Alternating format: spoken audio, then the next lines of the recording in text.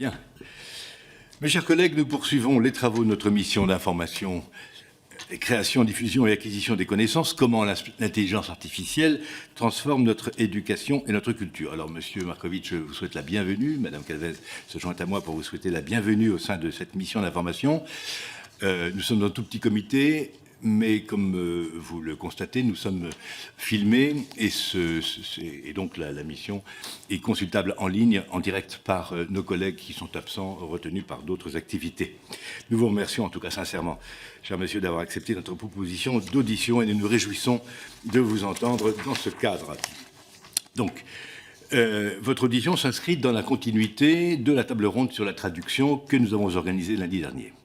En complément des organisations professionnelles et du collectif En chair et en os, il nous a paru utile d'inviter l'éminent traducteur littéraire que vous êtes. Je rappelle à ceux qui ne vous connaîtraient pas que vous avez fait redécouvrir au public français un certain nombre de grands auteurs russes, parmi lesquels Pouchkine, dont la traduction d'Eugène Onegin vous a longtemps occupé, Tchekhov ou encore Bulgakov. Vous êtes surtout le traducteur des œuvres intégrales de Dostoïevski que vous avez fait paraître aux éditions Actes Sud. À travers ces publications, comme dans vos interventions publiques, vous défendez une conception exigeante du rôle du traducteur qui disposerait d'une véritable liberté pour restituer au mieux les intentions de l'auteur. Cette liberté n'est-elle pas aux antipodes du raisonnement probabiliste des intelligences artificielles ?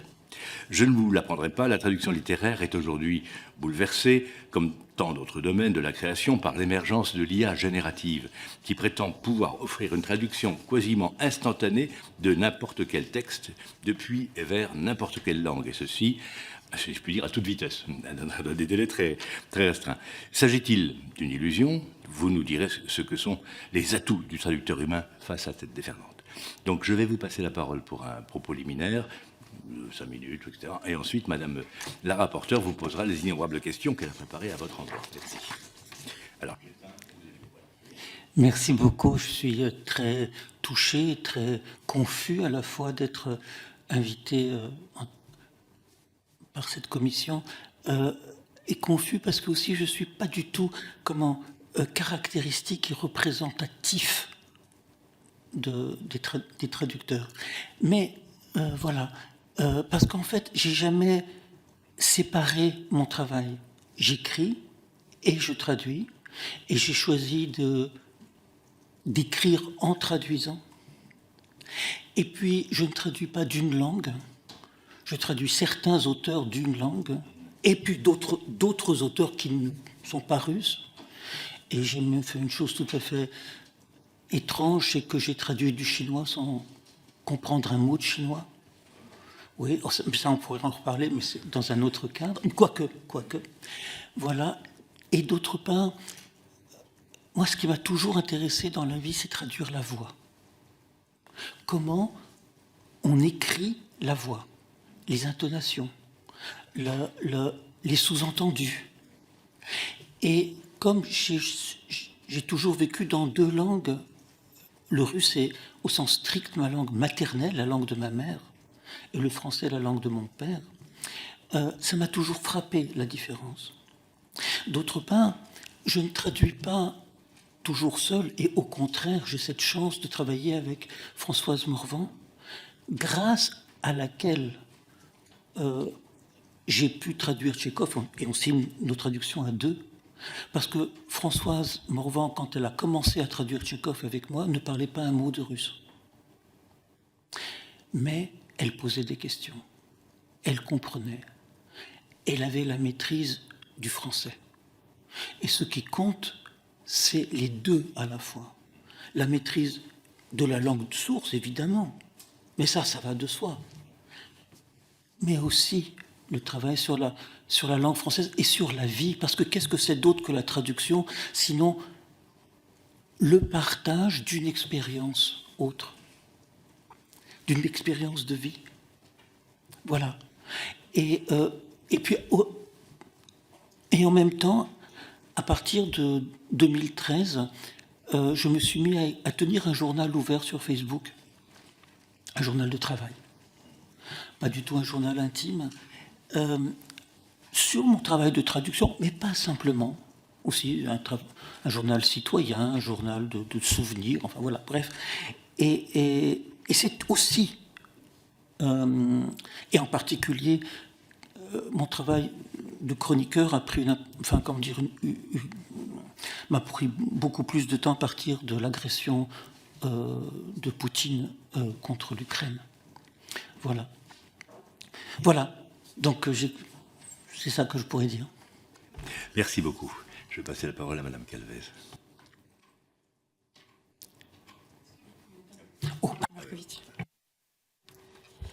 Merci beaucoup. Ça nous donne envie de relire certains ouvrages. Je voulais vous poser une question par rapport à votre utilisation, si vous l'aviez déjà fait, des outils d'intelligence artificielle dans le cadre de vos fonctions.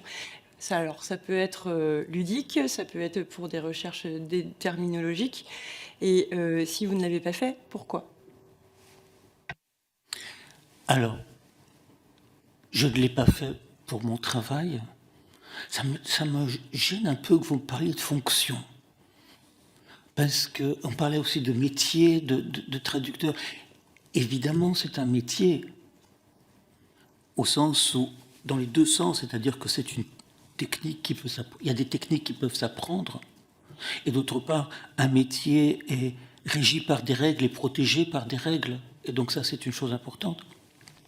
Mais pour moi, c'est et un métier et bien autre chose. C'est une passion, c'est la vie même. Et donc ma seule fonction, c'est d'être vivant. Je veux dire, je n'ai pas d'autre fonction. Ensuite, non, j'ai évidemment jamais utilisé l'IA. Ça me serait juste pas venu à l'esprit. Par contre, j'ai une fois été invité à un colloque sur l'IA par l'université d'Avignon, par Laurent Lombard, le professeur Laurent Lombard. Et à cette occasion-là, j'ai pris un petit paragraphe de Dostoïevski que j'avais traduit. Parce que j'ai traduit les œuvres complètes de Dostoïevski et je crois que je suis le seul, à ma connaissance, à avoir fait l'ensemble, l'intégralité. Voilà. Et j'ai demandé à la version gratuite de ChatGPT et de, je ne sais plus, DeepL, je ne sais pas quoi, de traduire. Et c'était très intéressant d'une double façon. La première façon, c'est que le professeur, un ami du professeur qui m'invitait, à qui j'ai soumis les textes, a cru qu'un des textes de l'intelligence artificielle était le mien.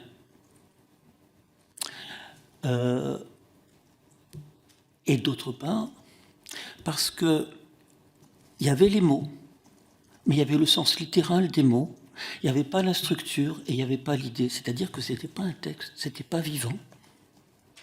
Et tout était vrai, et tout était comme si, tout était faux. Il y avait, et en fait, ça m'a montré qu'est-ce que c'est qu'un texte et qu'est-ce que c'est qu'un organisme. Un texte, c'est un organisme. C'est-à-dire, tout est lié ensemble, et au moment où on comprend comment tout est lié ensemble, il y a encore un mystère qu'il faut sentir. Et si tu n'as pas ça, tu as juste une espèce de golem. Eh bien, j'avais face à moi 2 golems.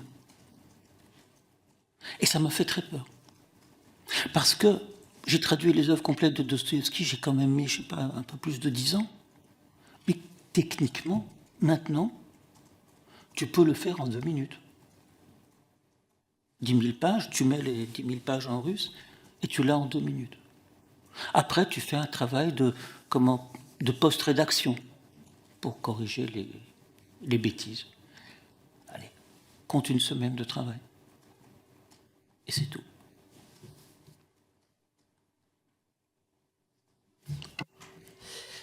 Est-ce que vous avez des exemples de termes ou d'expressions pour lesquels une traduction littérale, comme pourrait en proposer l'intelligence artificielle, échouerait en réalité à restituer le sens? Je pense que les exemples pour nous sont précieux. Est-ce que vous en avez quelques-uns? Alors, est-ce que, et en donnant ces exemples et ces contre-exemples, est-ce que ça éclaire le rôle de traducteur comme guide du lecteur? Je pourrais en avoir des tas. Mais il y a par exemple dans Oncle Vania une pièce géniale de Tchekhov, mais tout son théâtre est génial.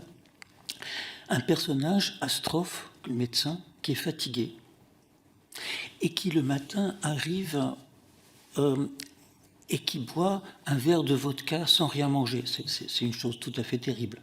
Tu ne peux pas faire ça. Et la vieille dame qui lui offre la vodka lui dit tu manges ça, c'est comme étrange de faire ça. Et il dit Yannicka, je l'ai dit une vodka pio. C'est-à-dire, c'est pas tous les jours que je bois de la vodka. L'intelligence artificielle dira je ne bois pas de la vodka tous les jours. Mais ce que dit le texte russe, par l'intonation, c'est qu'il est alcoolique et qu'il refuse de l'admettre. Et tout est là-dedans. L'intelligence artificielle, par nature, ne peut pas sentir le deuxième sens parce qu'elle se cantonne à l'information. Je ne bois pas de la vodka tous les jours. De la même façon, dans le petit passage de Dostoïevski que je pourrais vous laisser si vous voulez, parce que c'est passionnant. Dans les carnets du sous-sol, c'est un homme qui dit « Я человек больной, я злой человек, непривлекательный я человек». Moi, comme homme, je suis malade, je suis un homme méchant, je suis un homme pas attirant, disons, ça c'est le mot à mot. Mais le mot zloï, méchant, peut signifier en colère. Et a plein de sens. Et l'intelligence artificielle, et le mot est employé plein de fois dans le même paragraphe, avec des nuances différentes. À chaque fois, l'intelligence artificielle traduit en changeant le mot. Et du coup, il n'y a plus la structure, il n'y a plus l'image. Et vous avez, c'est ça que j'appelle le golem. Vous avez l'apparence, mais vous n'avez rien dedans. Merci beaucoup. Alors, est-ce que vous partagez l'analyse selon laquelle les traductions par IA générative tendent à produire une écriture standardisée, peu compatible avec les exigences littéraires? Et pour prolonger cette question, est-ce qu'il n'y aurait pas alors un risque d'appauvrissement de la langue? Quel regard portez-vous sur les conséquences de l'intelligence artificielle sur la diversité linguistique et culturelle? Il y a plein de questions en même temps. La première chose, d'abord, je suis contre le terme intelligence artificielle. Et je pense que c'est très important qu'on n'emploie pas ce terme d'intelligence. Parce que, comme on le disait, le mot intelligence est un mot ici anglais. Ça veut dire d'information, de renseignement. Il n'y a pas d'intelligence artificielle. L'intelligence est par nature la capacité d'inventer quelque chose de nouveau. Donc il faut trouver un autre mot, synthèse artificielle, je ne sais pas quoi, mais ne pas parler d'intelligence artificielle. Ça, c'est la première chose. La deuxième chose, ça ne produit pas des textes, ça produit des phrases. Un texte, ce n'est pas simplement des mots et des phrases, c'est une structure de pensée, c'est un organisme. Je veux dire, vous avez deux bras, deux jambes, etc. On vous coupe un bras, ça sera un bras, mais vous ne serez plus là. C'est la même chose. Ce phénomène d'intelligence artificielle ne produit pas des textes. Il produit une information superficielle et trompeuse.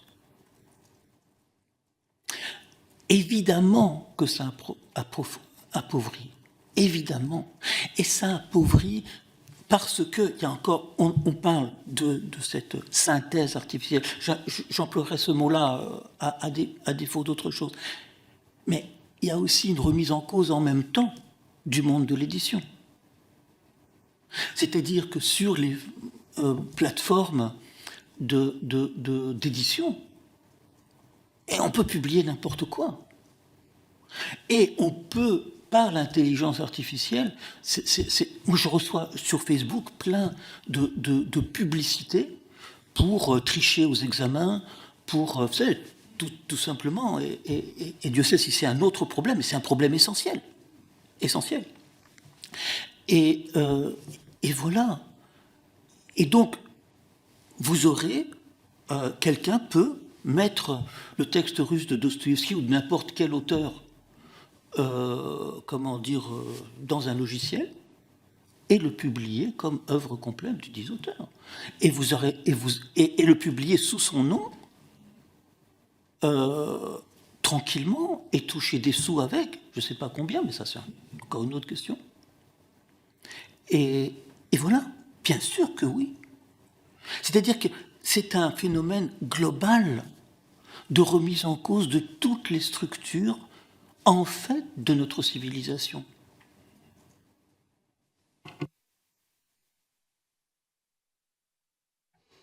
Alors la remise en cause des structures peut faire craindre beaucoup pour nous tous, mais je pense notamment aux aspirants traducteurs.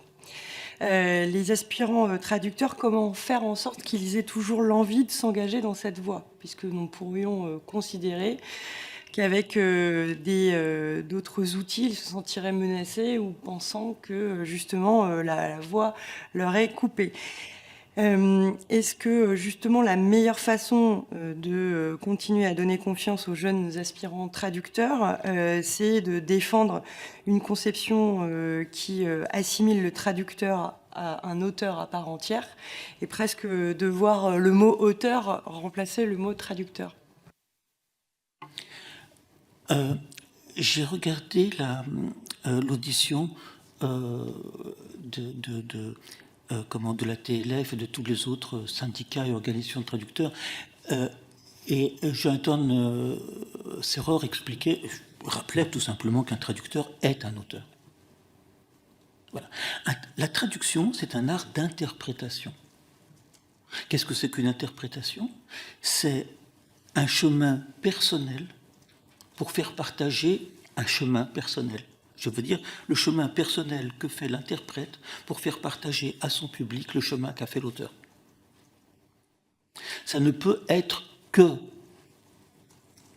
personnel et individuel. Il n'y a aucune vérité globale dans une interprétation, sauf la vérité interne, organique, la structure. Ça, c'est une chose. Et après, j'ai oublié votre question. Sur les jeunes traducteurs. Alors, sur ça, j'ai deux remarques. Je citerai Rilke. Pour la première chose, Rilke dit dans les lettres à un jeune poète qu'il faut que le jeune poète s'interroge sur le fait est-ce qu'il peut vivre sans écrire. Si à un moment il peut, Rilke dit ne fais pas. N'écris pas. C'est la même chose pour traduire. C'est-à-dire que cette espèce de passion qu'on a pour l'expression, elle doit être là, indépendamment de tout. Et si tu l'as pas, c'est pas la peine de commencer. Alors, ça ne veut pas dire qu'il ne faut pas favoriser les jeunes traducteurs. Ça veut dire qu'il faut insister sur le fait que c'est un travail au sens plein. Et moi, la crainte que j'ai, c'est que les jeunes traducteurs, dans les années qui viennent, parce que là, nous sommes juste au début de ce phénomène. Et c'est d'ailleurs formidable que le législateur s'intéresse à ce phénomène dès le tout début. Les jeunes traducteurs soient amenés à être engagés uniquement comme rédacteurs, c'est-à-dire comme post-production, je ne sais pas comment on appelle ça, parce que naturellement, traduire a un certain coût. Et en France, même si les traducteurs, et à juste titre, considèrent qu'on pourrait les payer plus, la France fait partie des pays qui payent, qui respectent le plus la traduction. C'est bien pire en Italie, dans les pays anglo-saxons, etc., etc. Donc voilà, il faut insister sur ça, sur le fait que c'est un travail au sens plein. On aura toujours besoin de réinterprétation, mais surtout, ça existera toujours. Parce que le besoin d'expression, le besoin du récit, est, me semble-t-il, ce qui définit l'humanité. Il n'y a pas d'humanité sans récit et sans besoin de récit. Et voilà. Et ça, la machine ne peut pas le faire.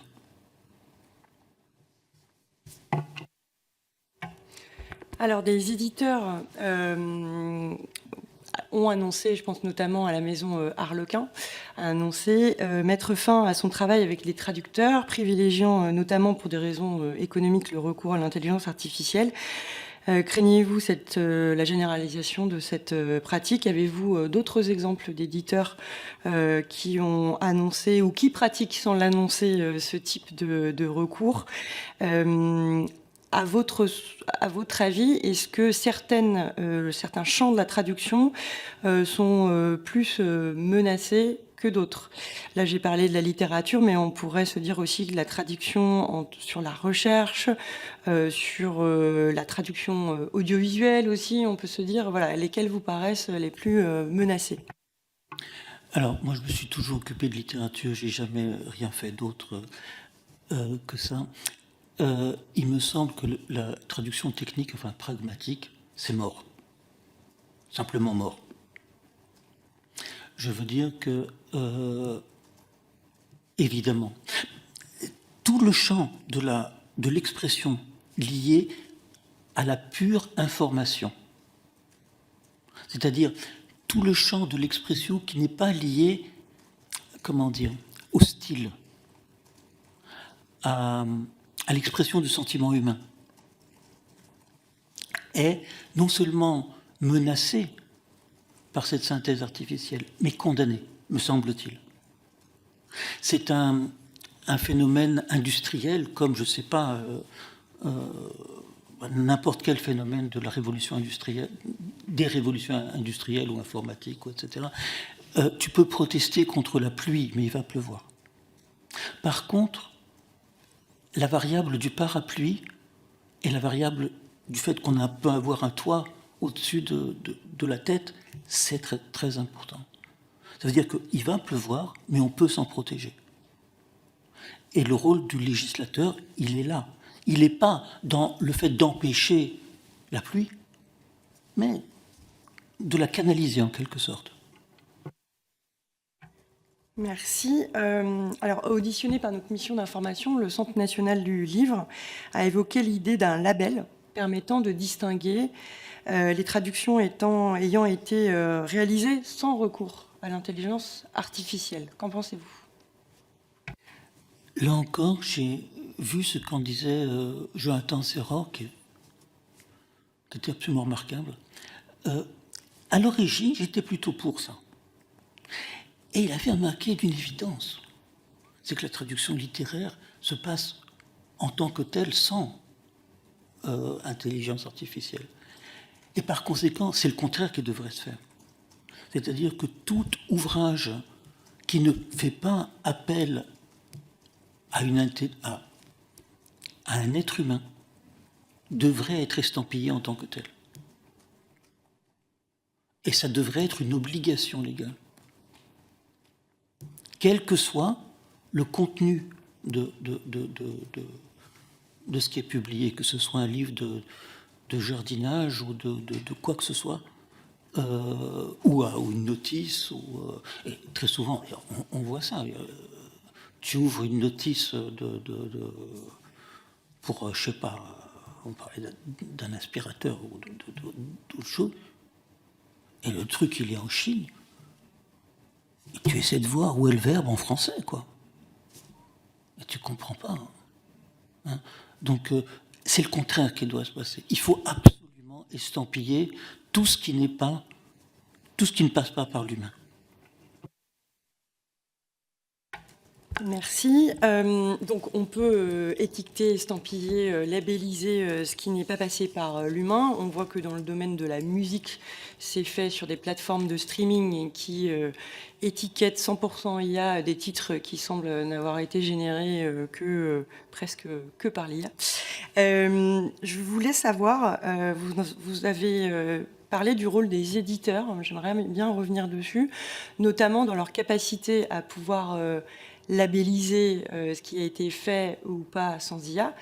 Comment un traducteur comme vous peut aider des maisons d'édition à détecter ou à trouver les chemins de détection de ce qui a été fait avec l'IA ou sans l'IA?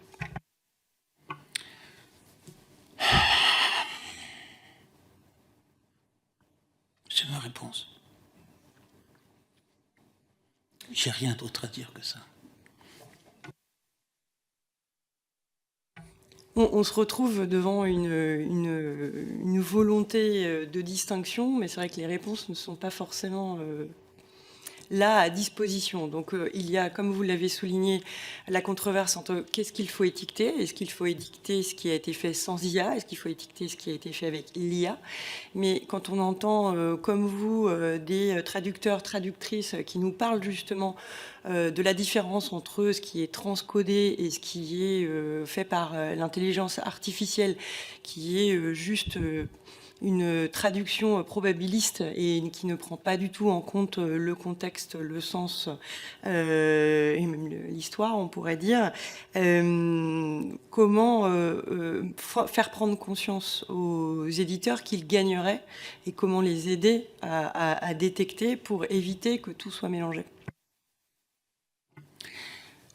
Je ne pense pas qu'on puisse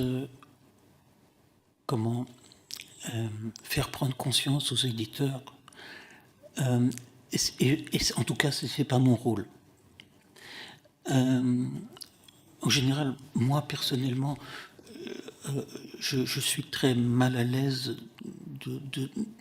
pour dire à qui que ce soit qu'est-ce qu'il faut qu'il fasse. En revanche, ce que j'ai vu, c'est qu'il y a des éditeurs qui proposent, j'ai vu des contrats comme ça, qui commencent à proposer des contrats dans lesquels il est écrit que il faut que le texte donné à l'éditeur comporte moins de 30% de IA. J'ai vu ça.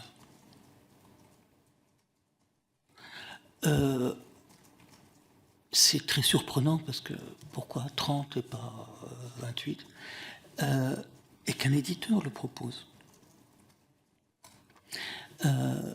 Je l'ai vu une fois, hein, voilà, j'ai naturellement. Et en plus, c'était on m'a proposé ça pour un livre de poésie, ce qui est absurde. Mais ça, il faudrait qu'on en parle aussi, de cette absurdité qu'est l'IA vis-à-vis de la poésie. Une absurdité totale, mais ça serait un sujet. Parce qu'on ne parle que de la prose. Mais la littérature, c'est pas que le roman. Voilà. Non, c'est une conscience. Mais je pense que quand même, la majorité des éditeurs et la majorité comme on dit, des acteurs de cette chaîne industrielle qu'est le livre sont conscients de ça. Et puis, naturellement, là, c'est pas la majorité. L'ensemble des traducteurs sont conscients de ça. Et comment reconnaître un texte? Alors, et après, la question que vous me posez me fait réfléchir à une autre chose. C'est qu'en fait, il faut être bon. C'est-à-dire qu'un texte fait par l'IA, tu peux voir que c'est un texte artificiel parce qu'il n'y a pas la structure. Tu vois, encore une fois, tu as les mots, mais tu n'as pas la vie. Et d'abord, c'est une sensation. Et une sensation, c'est important. Et après, tu peux voir pourquoi. Comment il n'y a pas le sens de la phrase. Comment il n'y a pas l'idée du rythme. Comment tout est fait au hasard. Enfin, au hasard, oui, à la probabilité. Voilà. Et tu le vois, ça. Mais force est d'admettre que beaucoup de textes publiés, pas par l'IA, sont publiés, mais pas écrits. Mais ça, le législateur n'a rien à faire là-dedans. C'est une autre question. D'ailleurs, on peut écrire mal sans faire de délit. Voilà. Moi, je pense que ça, c'est pas du domaine de la législation. Là, l'utilisation de l'IA et surtout, comment dire, le plagiat, ça, c'est un sujet très, très grave. Et donc, peut-être, on pourrait parler. C'est-à-dire que il nous arrive de plus en plus... Déjà, le plagiat, et surtout au théâtre, est un problème très, très sérieux. On utilise nos traductions, on les change un peu, bon, même sans IA. Mais récemment, on a été confronté à un cas de quelqu'un qui a traduit une pièce du russe, en disant lui-même qu'il ne parlait pas du tout le russe. Et quand on lui a demandé mais qu'est-ce qu'il a fait, il a dit j'ai commencé par utiliser Google. Et il l'a dit. Après, il dit j'ai pris d'autres traductions, de l'anglais, de tout ça, machin. Mais le fait de pouvoir le dire est en soi un signe des temps. Qu'il l'ait fait ou pas d'ailleurs, hein, c'est pas la question. Parce que du coup, n'importe qui peut prendre un texte et le mettre à sa sauce. Et puis, ça c'est une chose. La deuxième chose, c'est l'histoire qui m'est arrivée avec cette traduction de Dostoïevski. Le professeur qui s'est trompé et qui a cru que la traduction de Diepel était la mienne, il avait des raisons de le faire. Parce que Diepel me pompait, me pillait. Parce que, comme ils prennent tout, et tout ce qui est fait en format numérique, que ce soit sur les plateformes légales ou pas légales, j'en sais rien. Et bien, naturellement, toutes mes traductions de Dostoïevski servent à me piller moi-même. Voilà. Je voulais parler d'un exercice pratiqué en ce moment. Nous avons reçu il y a quelques semaines devant notre mission d'information le représentant d'un collectif Obvious qui, depuis quelques mois, travaille non seulement avec des chercheurs des universités de Paris, mais aussi des ingénieurs et développeurs IA autour du projet Molière Ex Machina. L'idée est de pouvoir produire l'ultime pièce de Molière comme si elle avait été écrite un an après sa mort. En se nourrissant et en nourrissant le modèle d'IA, des écrits, bien sûr, de Molière, mais aussi des écrits qu'il aurait pu consulter au moment de sa vie, mais aussi des références visuelles, donc que ce soit des peintures, des illustrations, en tout cas de pouvoir au maximum nourrir une base de données avec laquelle les auteurs, les chercheurs et les développeurs vont interagir pour produire cette pièce de théâtre qui sera représentée prochainement. Pensez-vous qu'il soit possible de restituer, à partir de ces travaux de recherche et de cette interaction entre l'homme et la machine, une pièce qui, se tienne, qui, soit fidèle à l'esprit, sans doute, de Molière? Que pensez-vous de cette initiative? Si j'étais sérieux, ce que j'ai beaucoup de mal à être, je répondrais par une blague qu'on appelle une blague arménienne en russe. C'est: peut-on édifier le socialisme en Suisse? Ça, c'est la question. Réponse: on peut. Mais à quoi bon? C'est-à-dire, tu peux faire tout ce que tu veux. Quel est le but? C'est ça la question. Après, est-ce que tu auras une pièce de Molière? Non. D'une autre façon, tu traduis un texte, ça m'est arrivé, écrit...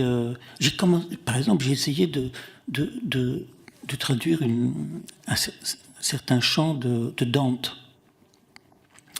Donc, pas Diorus. En respectant la forme, la tierce rime, etc., ce que généralement aucun traducteur ne fait. Il ne me serait pas venu à l'esprit d'essayer de traduire, de le faire dans la langue du XIIIe siècle. Je pourrais simplement pas. Et il existe une traduction qui essaye de le faire, de Pézard, dans la Pléiade d'avant, qui a été enlevée maintenant. Et c'est intéressant, mais c'est pas une langue. C'est-à-dire, encore une fois, tu peux construire le golem. Tu peux le faire. Ça sera un golem. Après, la question, et je pense que le problème se pose beaucoup plus pour la musique. Je suis tombé sur une conversation, là je me souviens plus de la chose, mais où la machine avait fait une sonate de Mozart. Je sais pas. On peut imiter la vie. Est-ce qu'il y a dedans ce que on appelle en russe iskra Božja, c'est-à-dire l'étincelle divine? C'est la mère de Joseph Brodsky, qui était donc persécuté et tout, et qui était en prison, et sa mère pleurait. Et un ami de Brodsky a dit à sa mère, mais vous comprenez bien qu'il a une étincelle divine, что у него искра Божия. Et la mère de Brodsky a dit, ah, что мне делать с этой искрой Божией? Et qu'est-ce que vous voulez que je fasse avec cette étincelle divine? Son fils, il était en prison. C'est ça. Tu peux toujours tout faire, mais à quoi bon? Merci. J'aurais une dernière question plutôt sur la traduction. Il y a eu des démarches qui ont été engagées pour que la traduction soit inscrite au patrimoine immatériel de l'humanité de l'UNESCO. Est-ce que, vous soutenez cette démarche? Et à votre avis, est-ce qu'elle permettrait de protéger dans une certaine mesure l'activité de traduction? Première partie de la question, oui, à 100%.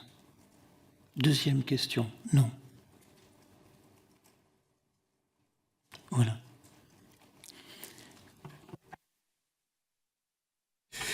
Monsieur Erkovitch, merci beaucoup, c'était absolument passionnant. Moi, j'ai bu vos paroles, littéralement. Il se trouve qu'à titre personnel, je suis linguiste, je suis germaniste, et je comprends ce que vous dites quand vous dites que vous avez vécu entre deux langues, enfin, avec deux langues, pas entre. Et vos propos me raffermissent dans ma conviction, après avoir entendu les traducteurs lundi dernier, que, au fond, la traduction littéraire, ou philosophique, enfin, celle des œuvres d'esprit, est à l'abri, je pense, de l'intelligence artificielle, parce qu'il y a une part irréductible d'humanité, de génie créatif, de génie artistique dans l'acte de traduire. Et cela, aucun algorithme ne pourra jamais l'approcher. Ça pourra ressembler à cela, vous avez raison, j'aime beaucoup votre expression du golem, il y a tout, il y a les bras, il y a les jambes, il y a la tête, mais enfin, ça n'est pas quelque chose d'humain. Donc je vous remercie beaucoup de nous avoir édifiés à ce sujet. Merci. Juste pour dire les choses, il y aura toujours le désir de l'art et de la beauté, qui, encore une fois, me semble-t-il, définit l'humanité. Ça existera toujours. Mais ce qui existe, là où je pense que oui, la traduction est en danger, et d'une façon structurelle, à cause de la facilité avec laquelle les techniques nouvelles peuvent remplacer les intermédiaires. Et ça, et c'est là, je pense, que le législateur peut intervenir, je ne peux pas dire doit, mais peut intervenir pour non pas aider les traducteurs, mais aider nos concitoyens. Voilà. D'autre part, on n'a pas parlé de la traduction de la poésie. Et Et c'est la même chose, vous comprenez, quand la synthèse artificielle ne peut pas prendre en compte la forme, la rime, le rythme. Et j'ai demandé, en venant, j'ai demandé là encore à ChatGPT ou Google, mais les versions les plus basiques, les plus gratuites, de traduire une strophe d'Onegin. Voilà. И мой дядя самых честных правил, когда не в шутку за не мог, он уважать себя заставил и лучше выдумать не мог.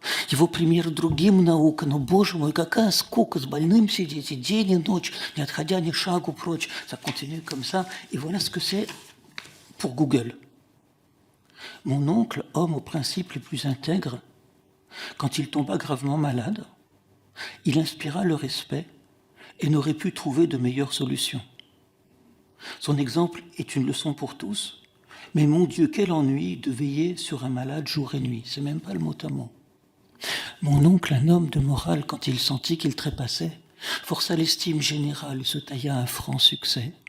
L'exemple, certes, nous inspire, mais quel ennui peut être pire que de rester des nuits durant à tendre au chevet d'un mourant. Ça, vous comprenez? Mais voilà, c'est ça. Après, il y a beaucoup de traductions en France qui ne respectent pas la forme et qui, finalement, restent du domaine du mot à mot, pour d'autres raisons. La traduction, c'est ça que je voudrais dire, la traduction, c'est la poétique de l'accueil. Ce qui m'intéresse, moi, dans la traduction, c'est le fait que la langue française, comme la nation française, doit être accueillante, et elle est accueillante, et large, et libre. Et ce qui est intéressant chez un auteur étranger, c'est justement qu'il est étranger. C'est-à-dire que par sa traduction, on peut avoir accès, on peut élargir le champ du possible de la littérature française. C'est ça qui était intéressant pour moi dans Dostoïevski, et pas simplement, évidemment, le Dostoïevski lui-même, mais aussi ça. C'est-à-dire que, et c'est pour ça que le travail de traduction est un travail de création et d'ouverture,